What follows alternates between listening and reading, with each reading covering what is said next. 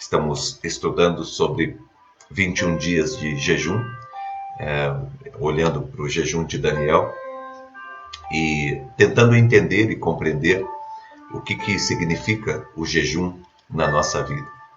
E eu tenho aprendido bastante coisas, tem sido assim um tempo muito precioso para a minha vida, olhar para o jejum como uma maneira de orar, como uma disciplina da espiritualidade, né?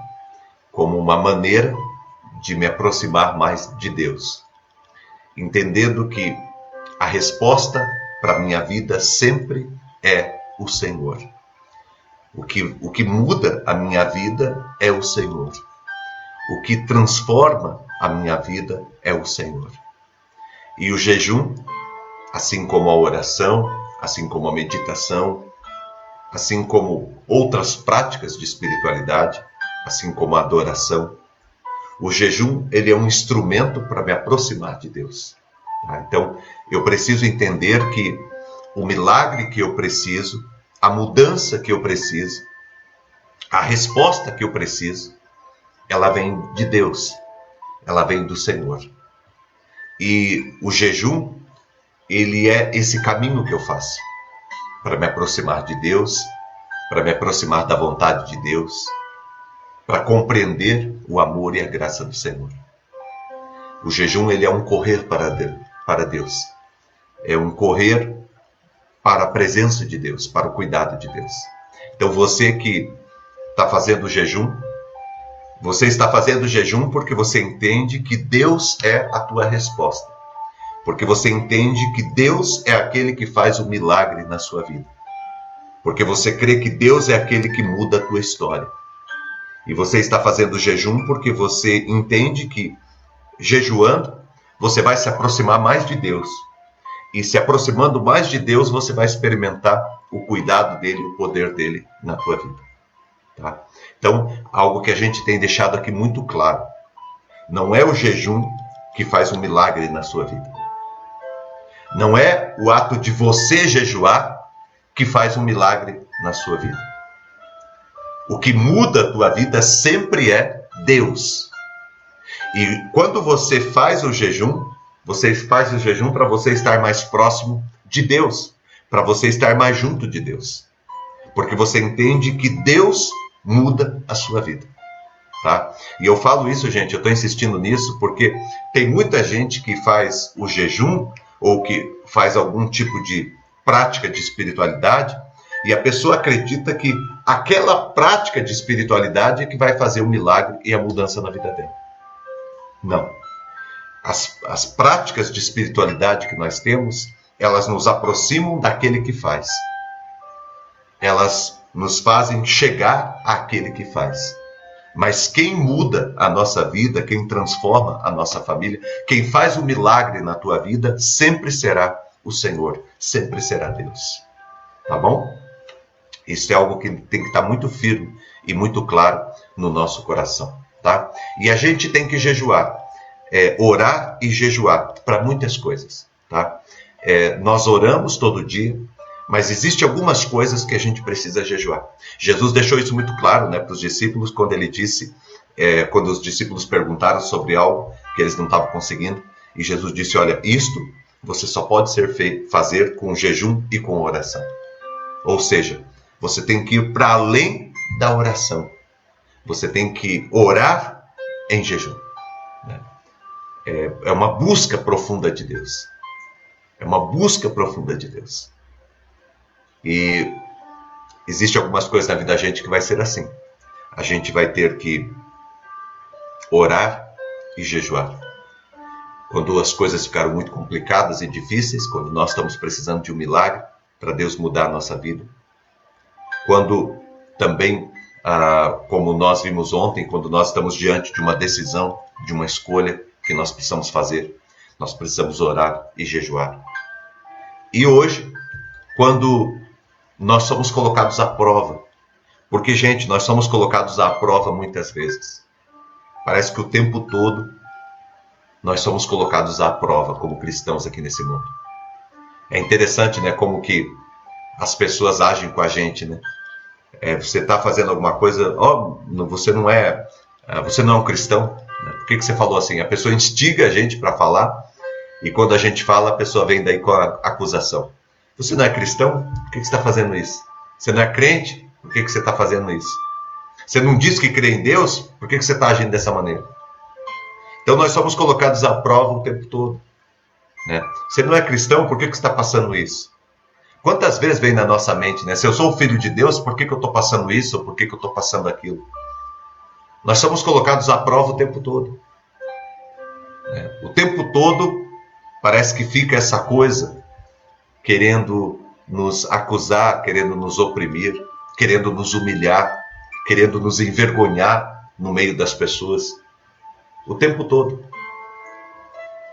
Eu lembro lá de Sadraque, Mesaque e Abednego, quando eles foram para ser lançados na fornalha, o rei Nabucodonosor falou assim: eu quero ver se o Deus de vocês vai livrar vocês. Sabe, colocando à prova o tempo todo. Quando Daniel foi jogado na cova dos leões, quero ver se o teu Deus vai te livrar. E quantas vezes na vida da gente a gente é colocado à prova? Quantas vezes o inimigo não tenta humilhar a gente, ou não tenta mudar as coisas, inverter as coisas, e nos fazer acreditar nas mentiras dele, e não nas verdades que vêm do Senhor. Então nós precisamos jejuar, nós precisamos orar, para que nós estejamos firmes diante das provas. Porque os tempos de provas, os tempos de provações, eles acontecem na nossa vida. O tempo todo. O tempo todo. E nós precisamos estar firmes para não sermos envergonhados. Precisamos estar firmes para seguirmos firmes diante das ciladas do inimigo. E o jejum, ele vai nos ajudar. Eu estava vendo, antes de ontem, eu estava vendo o capítulo da novela que está passando de Jesus lá da Record. E aí foi aquela parte que Jesus foi colocado à prova, né? Aquela mulher que foi pega em flagrante adultério, foi jogada na frente de Jesus assim ao chão. E aí os religiosos chegaram e falaram assim: olha, na lei de Moisés diz que nós temos que apedrejar essa mulher. O Senhor anda falando por aí sobre amor. O que a gente faz? A gente apedreja essa mulher aqui, e eles estavam com pedras nas mãos. A gente vai apedrejar essa mulher aqui, ou a gente vai fazer o que o Senhor está falando? Colocaram Jesus à prova. O tempo todo, Jesus foi colocado à prova. O tempo todo, Jesus foi provado pelos religiosos da época, pelos religiosos de plantão, os mesmos que ficam apontando o dedo para nós ainda nos dias de hoje. Quantos religiosos não apontam o dedo? Quantas vezes as pessoas não apontam o dedo? Ah, ele não é pastor? Ah, ele não é um líder da igreja? Ah, ele não é um membro da igreja? Ah, ele não é um crente? O tempo todo, o tempo todo. Ficam julgando, ficam questionando. Às vezes pessoas da própria família. E não é porque não amam a gente, mas estão sendo usados pelo diabo. Usados pelo diabo para acusar. Usados pelo diabo para afrontar. Usados pelo diabo para nos perturbar, para tirarem a nossa paz, para nos provarem o tempo todo. Nós precisamos estar firmes diante das provas, diante das provações que nós enfrentamos. Jesus conseguiu se lidar bem com aquela situação porque Jesus, ele era uma pessoa que jejuava, uma pessoa que orava, que jejuava. Por isso que ele conseguiu se livrar daquela situação. Nós vamos ler aqui Mateus capítulo 4 e vamos refletir exatamente sobre isso. Tá? Mateus capítulo 4, a partir do verso 1. Então Jesus foi levado pelo Espírito ao deserto para ser tentado pelo diabo. Gente, quem tenta sempre é o diabo. Pode ser aí na vida de alguém, né, através da vida de alguém, mas quem tenta sempre você é o diabo. O diabo é que está usando aquela pessoa para tentar você. Tá? Então o diabo, ele é o tentador. Ele é aquele que vem o tempo todo provando você e tentando tirar você do sério, né? Tirar você da paz. Depois de jejuar 40 dias e 40 noites, Jesus teve fome. Né? Jesus estava jejuando e ele estava orando. O tentador aproximou-se dele e disse: se você é o Filho de Deus, Mande que essas pedras se transformem em pães. Jesus respondeu, está escrito, nem só de pão viverá o homem, mas de toda palavra que procede da boca de Deus. Por que Jesus tinha tanta força assim para responder? Por que Jesus estava tão preparado? Porque Jesus ele estava jejuando e orando. E quando você jejua e ora, você está pronto para enfrentar as provocações do inferno, para enfrentar as tentações, o inimigo vindo colocar você à prova. O diabo então levou Jesus à cidade santa e colocou na parte mais alta do templo e lhe disse: se você é o Filho de Deus, jogue-se daqui para baixo, pois está escrito, ele dará ordem aos seus anjos a seu respeito, e com as mãos eles o segurarão, para que você não tropece em nenhuma pedra. Jesus respondeu, também está escrito, não coloque à prova o Senhor, o teu Deus. E aí, o diabo então o levou a um monte muito alto, e lhe mostrou todos os reinos do mundo e o seu esplendor, e a glória deles, né? E disse, tudo isso eu darei a você se você se prostrar e me adorar. Jesus lhe disse, retire-te, Satanás, pois está escrito, adore o Senhor, o seu Deus, e só a ele preste culto. Então o diabo o deixou, e anjos vieram e o serviram. É impressionante, gente, quando nós estamos preparados para as provas, para as provações, quando somos colocados à prova, estamos preparados. Como que o diabo ele sai, ele se afasta. Ele coloca o rabinho entre as pernas e ele sai. Porque ele vem para tentar, porque ele vem para perturbar, porque ele vem para atrapalhar, porque ele vem para tentar tirar a tua paz, roubar a tua paz. Ele usa pessoas para ficar te colocando à prova o tempo todo. Ele quer tirar você do foco. Ele quer arrancar você da missão, do propósito. O que o inimigo estava tentando fazer com Jesus aqui? Ele estava tentando tirar Jesus do foco. Ele pegou no momento de sensibilidade, no momento em que Jesus estava no deserto, no momento em que Jesus estava com fome, no momento em que Jesus estava sozinho. Olha só, gente. E ele vem nesse momento para tentar roubar de Jesus a paz e a direção da vida. Quando que o inimigo vem para colocar a gente à prova? Nos momentos em que a gente está nos desertos da vida, nos momentos em que a gente está passando por privações, no momento em que a gente está com alguma necessidade, nos momentos em que a gente está sozinho. É nesses momentos que o inimigo vem para tentar tirar nossa paz. Vem para colocar nossa fé à prova. Vem para tentar nos perturbar e tirar o nosso foco. O foco do nosso projeto, da nossa missão. Como que eu vou estar firme diante das ciladas, diante das provocações do inferno na minha vida? Através do jejum, através da oração. Através da minha busca de Deus. Firmando bem a minha vida, estando preparado. Porque todos nós seremos tentados. Porque todos nós seremos provados. Devemos colocar a nossa vida e o nosso coração em Deus. Devemos saber que nós somos muito frágeis. Imagina Jesus, se ele era Jesus e ele precisava jejuar para ficar firme diante das tentações, diante das provas, diante das acusações do inimigo, porque Jesus também sofreu acusação.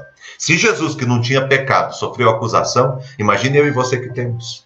Se Jesus, que não cometeu erros, era provado o tempo todo, era encurralado o tempo todo, imagina eu e você, que somos pecadores e que dependemos da graça diária do Senhor. Nós precisamos orar e jejuar para permanecermos firmes. Jesus deixou isso muito claro para os discípulos no Getsemane ao amanhecer, depois que os discípulos dormiam enquanto deveriam estar vigiando e orando. Jesus disse para eles, vocês devem vigiar e orar para que vocês não entrem em tentação. Porque o espírito de vocês está pronto, mas a carne de vocês é fraca. Se nós não mortificarmos a nossa carne, nós teremos muita dificuldade em sobreviver às acusações, às tentativas do inimigo de tirar o nosso foco. Nós precisamos estar firmes em Deus, firmados em Deus. E o jejum e a oração são elementos fundamentais para a nossa vida. Tá? Bom, nós somos provados muitas vezes, né? No quê? Vamos lá, olhando para esse texto que nós vimos nesta manhã. Muitas vezes a nossa identidade será colocada à prova. Gente, isso aqui é muito forte. Porque o inimigo ele vai chegar e ele vai falar exatamente o que ele falou para Jesus. Você não é o filho de Deus? Por que você está fazendo isso? Você não é filho de Deus? Você não é crente? Você não é servo de Deus? Por que você está passando por isso? Por que você está no deserto se você é filho de Deus? Por que você não está no palácio? Por que você está passando necessidade e privação se você é filho de Deus? Por que você não está na abundância? Por que está faltando e não está sobrando se você é um filho de Deus? Por que você está passando fome se você é filho de Deus? Se você é o filho de Deus, manda que essas pedras se transformem em pães. Se você tem esse poder, se você é um servo de Deus, manda que essas pedras se transformem em pães. Quero ver. Você não está com fome? Você não é filho de Deus? Quantas vezes Jesus foi colocado à prova? Quantas vezes eu e você somos colocados à prova? Aliás, somos colocados à prova o dia todo. O inimigo fica o tempo todo acusando. Você não é o filho de Deus? Por que fulano tem uma casa melhor que a sua e ele não serve a Deus? Por que o outro tem uma vida melhor que a sua? Né? Por que a vida da pessoa está desse jeito e a tua está desse jeito? Se ele não serve a Deus e você diz que serve. Se você é um filho de Deus. Por que você está passando por essa dificuldade se você é um filho de Deus? O tempo todo o inimigo vai colocando na nossa vida. Às vezes, quando nós falhamos numa coisa ou em outra, ele vem com o dedão para acusar e dizer, você não é filho de Deus? Por que você está fazendo isso? Por que você fez isso se você é filho de Deus? O tempo todo, a nossa identidade é colocada à prova. O tempo todo. Jesus, ele foi colocado à prova até na cruz. Até quando Jesus estava na cruz, das pessoas que estava crucificado ao seu lado, chegou para ele e falou, se você for o Filho de Deus, sai daí e tira a gente daqui também. Se você é o Filho de Deus, então sai, desce da cruz e tira a gente daqui também. Sabe, o tempo todo Jesus foi colocado à prova. Não vamos ter vida fácil não, gente. O tempo todo o inimigo vai colocar a gente à prova. O tempo todo ele vai usar pessoas para nos acusar, para nos ofenderem. Vai usar pessoas para para tentar roubar a nossa paz. Para tentar tirar a gente do foco. Nós não somos filhos de Deus por causa de nós. Nós somos filhos de Deus por causa dele. Nós não somos filhos de Deus porque somos perfeitos, mas porque fomos adotados por ele e estamos sendo aperfeiçoados a cada dia. Não é porque nós somos filhos de Deus que tudo vai cair à nossa mão. Deus estará cuidando da nossa vida e de todo o nosso caminho. E Deus estará cuidando sempre de um projeto maior para a nossa vida. E é justamente isso que o inimigo teme. E é justamente isso que o inimigo quer nos tirar. O projeto maior de Deus. Nós não vivemos de circunstâncias. Nós não vivemos de momentos. Nós vivemos de um projeto maior de Deus para a nossa vida. Então, quando o inimigo vir te acusar, então, você é filho de Deus, porque você está passando isso, está passando aquilo. Se não é filho de Deus, você não devia estar passando fome, você não devia estar no deserto. Não avalie a tua vida pelo momento, mas pelo todo. Pelo projeto maior que Deus tem para a tua vida. Pelo plano maior de Deus para a tua vida. O projeto de Deus para a tua vida é muito maior do que esse momento que você está vivendo. E se eu tenho que passar por esse vale, eu passo por esse vale porque Deus está me levando para um lugar de abundância. Eu passo por esse vale porque Deus está me conduzindo para um lugar de prosperidade. Vão me acusar, vão falar, você é filho de Deus? Como que o filho de Deus está passando pelo vale? Não tem problema. Eu estou passando pelo vale porque eu estou sendo conduzido. E eu vou atravessar esse vale e eu vou chegar no lugar de abundância. Eu vou chegar no lugar de prosperidade.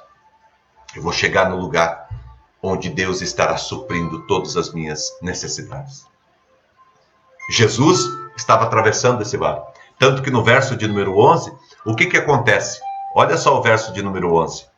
Diz o texto bíblico que os anjos vieram e o serviram. O diabo o deixou e os anjos vieram e o serviram. Jesus atravessou esses 40 dias esse vale. E quando ele chegou no final, os anjos de Deus vieram e o serviram. Eu acredito que foi o maior manjar, a maior ceia que já ocorreu na face da terra. Jesus foi servido pelos anjos. Assim será também comigo e com você. Posso estar passando por um vale, mas serei servido pelos anjos de Deus. Serei servido pelo Senhor quando tudo isso passar. Tá?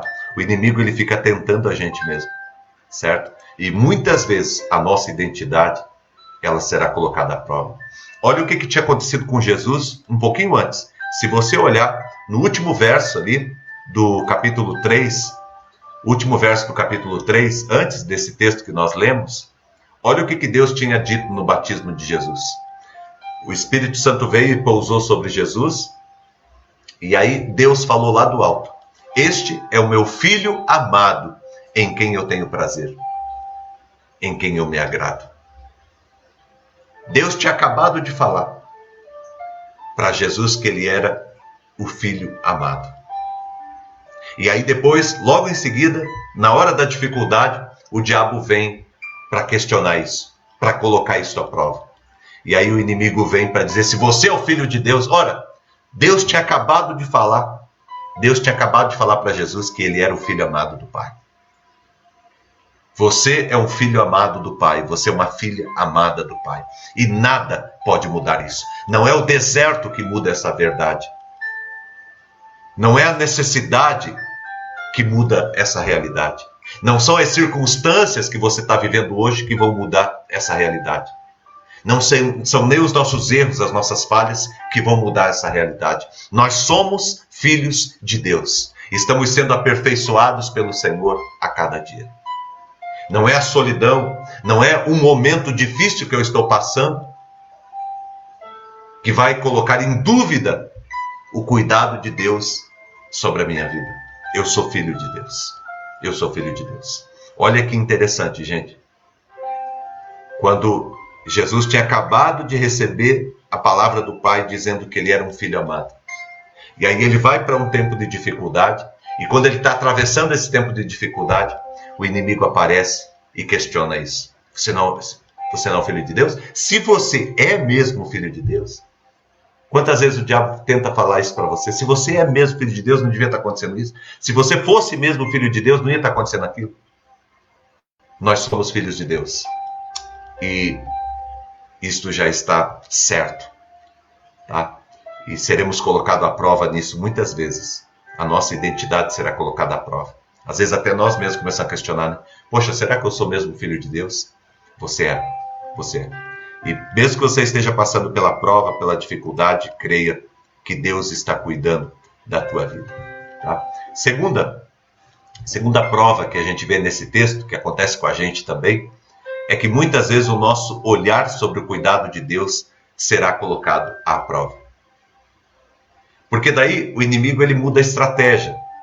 Quando ele percebe que Jesus está certo de que ele é filho de Deus, mesmo passando pelo deserto, mesmo passando pela necessidade, mesmo passando pela solidão, Jesus é o filho de Deus, Jesus está certo de que ele é o filho de Deus.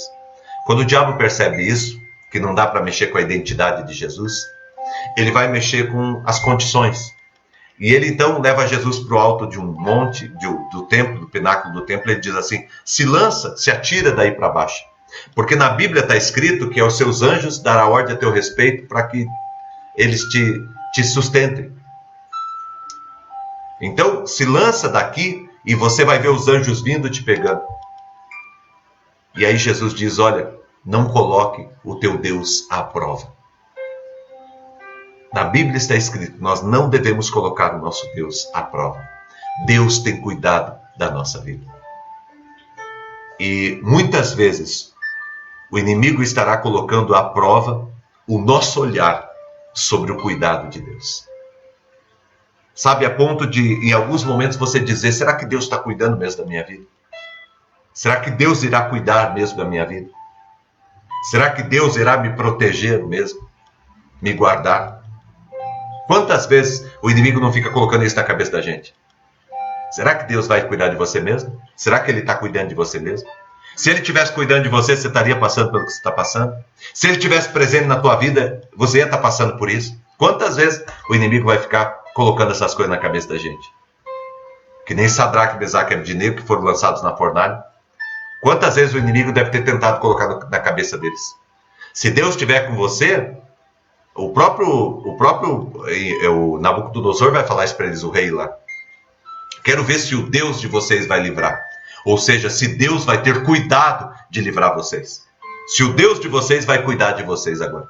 Quando Daniel foi ser jogado lá na cova dos leões, eu quero ver se o teu Deus vai cuidar de você.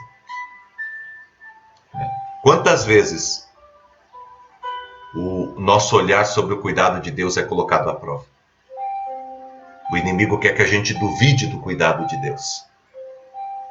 Por isso que no Salmo 23, verso 4, o salmista diz assim: ainda que eu ande pelo vale da sombra da morte, eu não terei medo, porque o Senhor está comigo.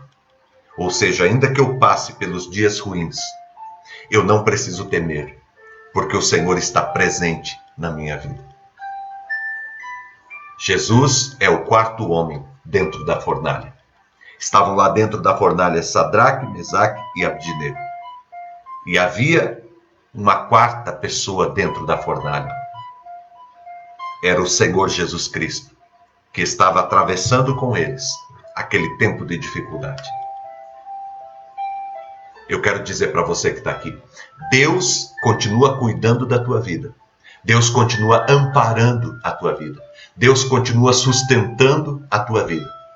Por mais que você passe por tempos complicados, Deus continua abençoando e zelando pela tua vida. Deus está zelando por você hoje. Deus está cuidando da tua vida hoje, nesse momento.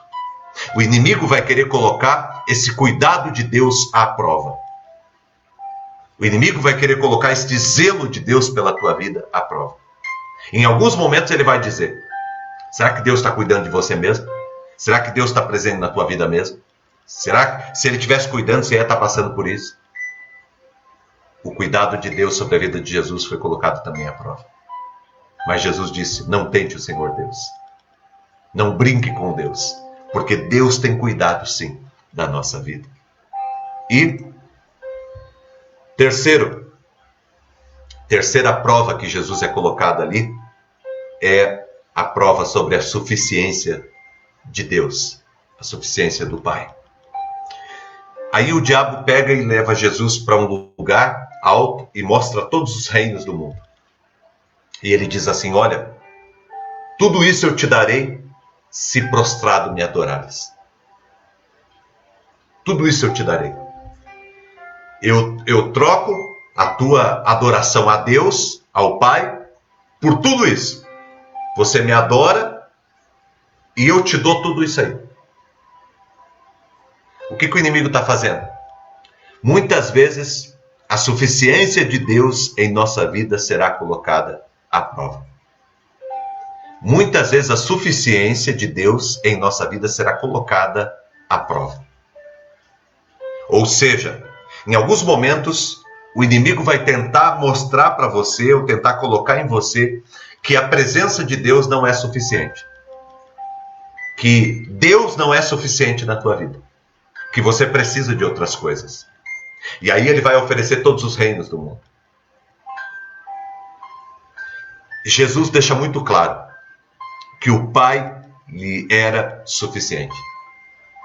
E é interessante como que o inimigo vai provar a gente em momentos muito complicados, porque Jesus estava no deserto, Jesus estava passando necessidade, Jesus, ele estava sozinho. E nesse momento de fragilidade das nossas condições humanas, é que o inimigo vem para tentar dizer para nós, será que Deus é suficiente na sua vida? Você não quer trocar Deus por alguma outra coisa? Você não quer trocar a tua adoração a Deus por uma outra coisa? É colocado a suficiência de Deus na nossa vida à prova. Eu quero dizer para você, gente que está aqui, Deus é suficiente na nossa vida. Se você tem Deus, você tem o que você precisa. E você terá o suprimento necessário para todos os dias da tua vida. Jesus não estava passando pelo que ele estava passando por acaso. Ele foi conduzido pelo Espírito Santo para aquele lugar. Por isso ele não precisava temer. Deus não deixou de ser Deus. Jesus não deixou de ser o Filho de Deus porque estava passando pelo deserto. Deus não deixa de ser Deus pelo fato de você estar passando pelo que você está passando. Você não deixa de ser filho de Deus porque você está passando pelo que você está passando.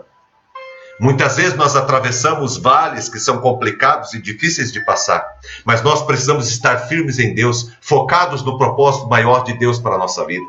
Por que Jesus estava passando por aquele momento? Porque Deus havia um projeto eterno.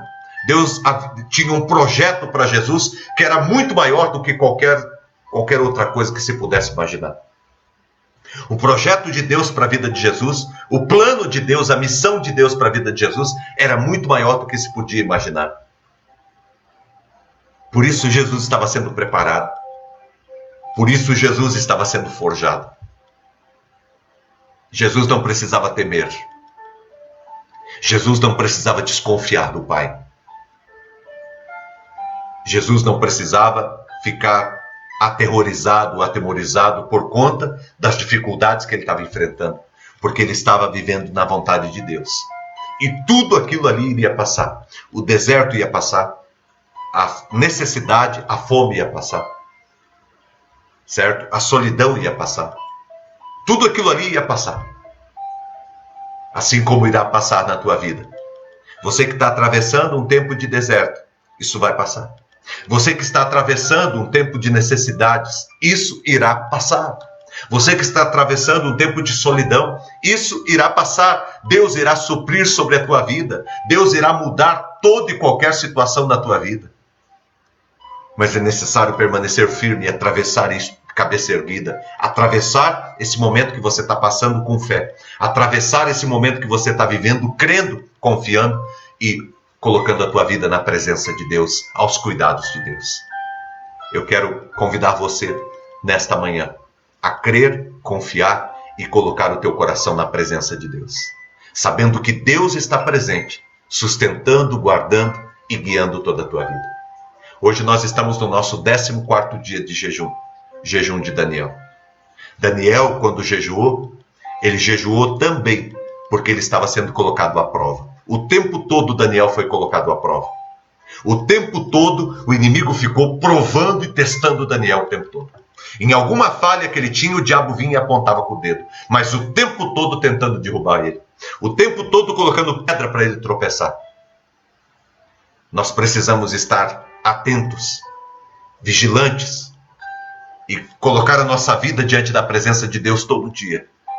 E pedir que o Espírito Santo de Deus nos ajude. E eu quero terminar nessa manhã dizendo para você, gente, olha aqui para mim, presta atenção no que eu vou te falar. Eu e você somos colocados à prova o dia todo. O dia todo nós somos colocados à prova. Na nossa identidade, o tempo todo o inimigo vai ficar falando, você não é o filho de Deus? Se você fosse o filho de Deus, você não é o filho de Deus? Se você fosse o filho de Deus, o tempo todo o inimigo vai tentar te colocar à prova. Você é o filho de Deus. Você é um filho de Deus. Em Cristo Jesus, você é um filho de Deus.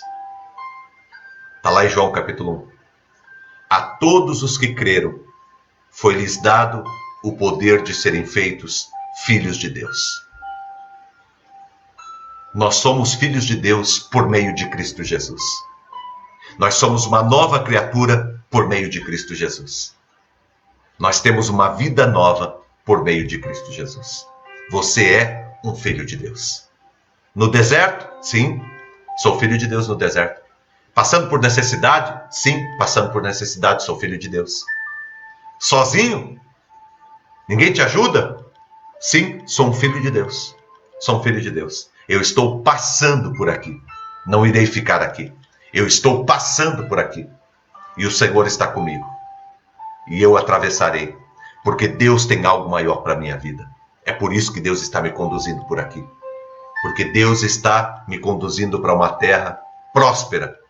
Uma terra de prosperidade e de paz.